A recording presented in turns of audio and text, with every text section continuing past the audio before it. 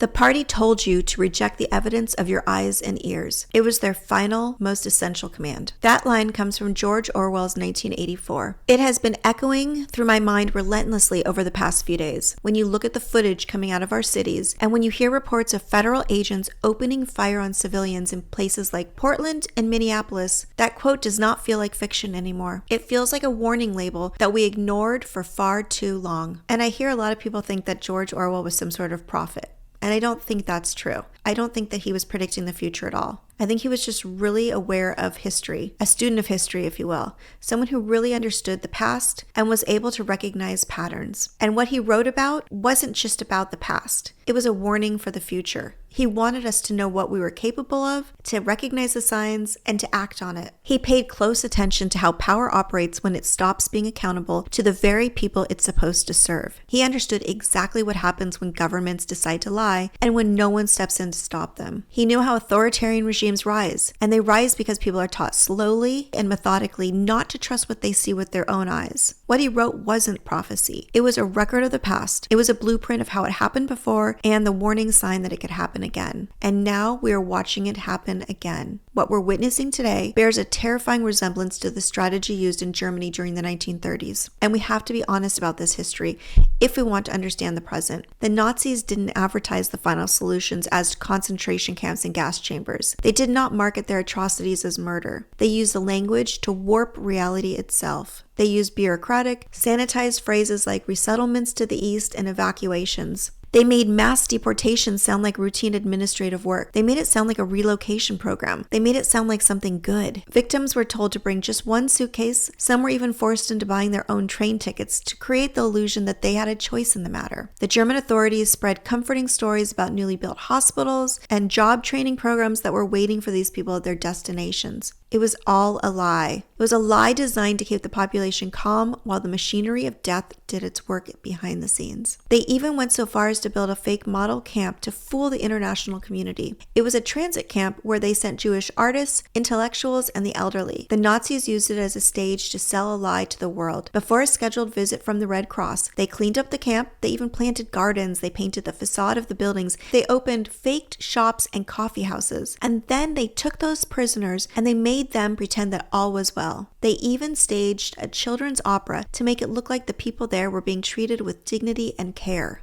And the terrifying thing is that it worked. The Red Cross visited, they looked around, and they left thinking everything was fine. They bought the lie. But almost immediately after the visit, the Nazis sent those same prisoners to Auschwitz. Nearly all of them were murdered. The facade was dropped the moment the audience looked away. And the German public may not have known every specific detail, but they knew enough. They saw their Jewish neighbors vanish. They watched families being taken away. They heard the whispers. They heard rumors, and they saw the reality of what was happening around them. And yet most of them stayed quiet. By that point, the groundwork had already been laid out perfectly. Years of propaganda had trained the population to see those neighbors as something less than human. So when the government started rounding people up, they didn't have to explain it. They did not have to justify it. They did not need anyone to agree with it. They just needed the majority to look the other way. That's what we're watching happen right now in the United States. We're watching the softening of atrocities. We're watching the rewriting of truth in real time. And the government's not looking for our approval. They're not asking for it. They are banking on our silence. They want us to be complacent. We have reached a point where agents from ICE and Border Patrol are killing civilians in broad daylight. And the narrative is being written and distributed before the bodies are even removed from the street. What we saw with the murder of Renee Nicole Good, who was shot and killed in Minneapolis, wasn't the end. And the very next day, U.S. Customs and Border Protection agents shot a man and a woman in Portland at the same time that protests were happening against ICE. This is the reality on the ground. That's what we know. But what we do not know is how many more times this is going to happen before we decide we have had enough. And predictably, within minutes of these shootings, the government machine was already spinning its preferred version of events. They pushed out propaganda claiming the victims were Venezuelan gang members, and they tried to tie them to the gang Tren de Agua. They offered absolutely no evidence to support this. It was just the same old playbook we have seen time and time again. Criminalize the victims, justify the violence, and confuse the public. What we do know, the truth, so far, that these two victims of the Portland shooting were a married couple. There is now an active FBI investigation. But I gotta be completely honest with you, and we need to be honest with ourselves. In this current climate, A federal agency investigating another federal agency does not inspire deep confidence. It is hard to trust the process when the same people giving the orders are the ones writing the press release and doing the investigation.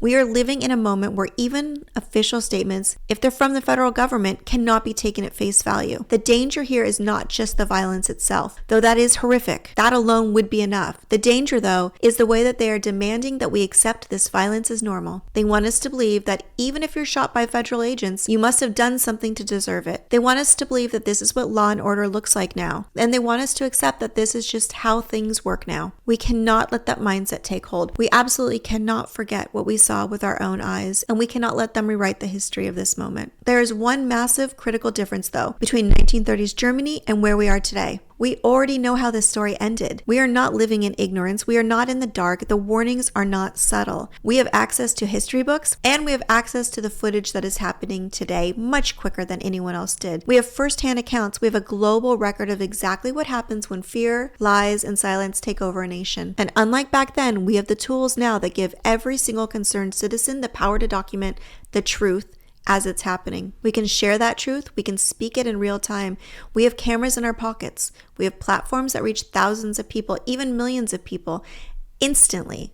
We have the ability to expose what is happening as it is happening. What we do not have is the luxury of pretending we do not see it, and we do not have time. So what can we actually do? This is where we have to get practical. If you see someone being taken, film it. Stay safe, stay non-violent, but document every single second of it. Ask who is taking them. Record badge numbers, record agency names, get the license plate numbers, capture everything you can, but remain safe. Do not assume someone else is going to do it for you. Do not assume the truth will be preserved without your help, because there is no guarantee that the truth will survive inside this country unless we create our own independent record of what is happening. We're not living in normal times. We have to stop acting like we are. The very systems that were built to protect our rights are now being used to erase them. We may not be able to stop every single abuse of power, but we can make damn sure that as many people as possible know exactly what is happening. That matters more than ever right now. And make no mistake about what is happening with ICE and Border Patrol. This isn't just about brutality. It is about legitimacy. The government is asking us to treat those agents with the same level of trust and respect that we give to our professional military and our law enforcement officers. But let's be very clear, they have not earned it. These agents have not gone through years of rigorous training. They are not following clear, established rules of engagement. They are not accountable to the public the way the real officers are supposed to be. They are showing up to protest, dressed as soldiers. They are operating like a rogue force, and then they demand the same moral credibility as those who actually serve and protect our communities and our nation. But they're not protectors. They're not peacekeepers. They have become an extension of unchecked executive power. What we have seen recently proves it. It's not just dangerous, it is deeply respectful and insulting to every single person who has worn a uniform or ever has worn one. To the military service members and the peace officers who spent years training, who follow the law, who serve to protect and not to harm, this is a slap in their face. It devalues their work. It drags their own profession down. This isn't about public safety. It is about recruiting people with no real qualifications, offering them massive signing bonuses, and giving them permission to act out violent fantasies on vulnerable communities. And there's another part of this that we don't talk about. What happens when masked agents that are armed with guns patrol communities? Do you think that helps people speak out, or do you think that scares them from speaking out? We need to call out the intimidation tactics. This isn't just rounding up people. This is about building a personal private army of the President of the United States to make all of us scared to speak out. But it's not working. And the next question should be, where are the people who should be standing up to this? Where's the opposition leadership? I can tell you where they are. I saw a picture of them smiling together with the enemy. And I'm talking about Chuck Schumer. I'm talking about Hakeem Jeffries. These men are the face of Democratic leadership, and frankly, they are not meeting the moment. There's even an image of Schumer with Marco Rubio just this past week, laughing together like old friends. And this is all happening right when civilians are being shot in the street. I do not care how long they've held their seats. If these two leaders are not willing to start walking out of meetings, if they're not willing to stop votes, if they're not willing to shut the entire process down until this violence ends,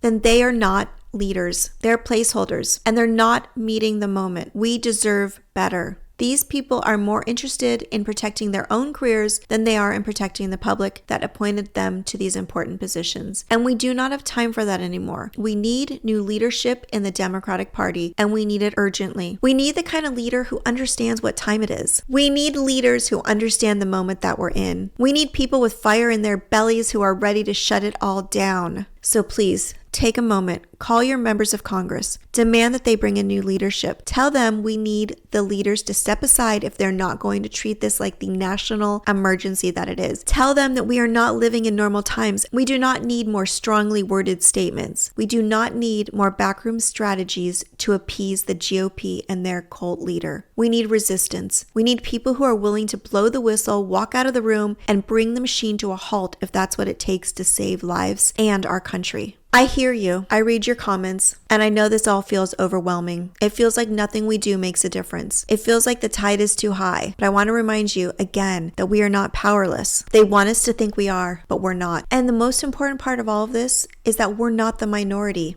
And this is something that we have to start saying out loud, even when it feels like we are shouting into the void. The people doing this, the ones cheering it on, the ones excusing it, the ones twisting themselves into knots to justify shooting civilians, they make up maybe 30% of this country. The rest of us, at least 70%, we either actively oppose it or we want absolutely no part of it. We're just surrounded by people who are waiting for someone else to speak first. So speak first. Be the one who says out loud that this is not okay, because every time we do that, we give others permission to do the same. That is how the tide turns. This isn't about just getting through something. We are either going to get through this or we're not. So sitting around wondering if we will doesn't change anything. It's like spinning our wheels. What matters now is how much damage happens before it ends. That needs to be our priority. What matters is how many people get hurt, how many lives are taken or destroyed before we put a stop to it. Many of us are going back to those moments in school where we heard about the atrocities during World War II and we wondered what we would have done back then. This is our chance to find out. This is our chance, our generation's chance to fight fascism. So if you wondered what you would have done while trains were leaving, while neighbors were disappearing, while the government was spinning lies and daring you to question them, this is your answer. You're in it right now. This is what it looks like. There will not be a louder alarm than this. The question is no longer, what if it happens here? The question is, what do we do now that it is happening here? And the answer is simple. We do not look away. We do not stay quiet. We do not give up. And not all is lost. It seems very dark, but I want you to look around. Look at all the protests that have been happening over the past few days. Let it renew your hope for America, because it proves that this country still remembers how to fight back. And I'm holding on to that because it also means we're not done yet. And I want you to know, even in the darkest moments, I still have hope for America, and you should too. And if you've made it this far, we're probably on the same page and on the same page of history. I'm working hard to spread this message and reach as many people as possible. So if you can, please take a moment and subscribe to this video, like it, and leave a comment. For all of my daily posts, you can find me on Substack by searching Heather Delaney Reese, and I've included a link for you below. And remember, no matter how dark the days get, I'll be here, and I'll always have hope for America. I'll see you tomorrow.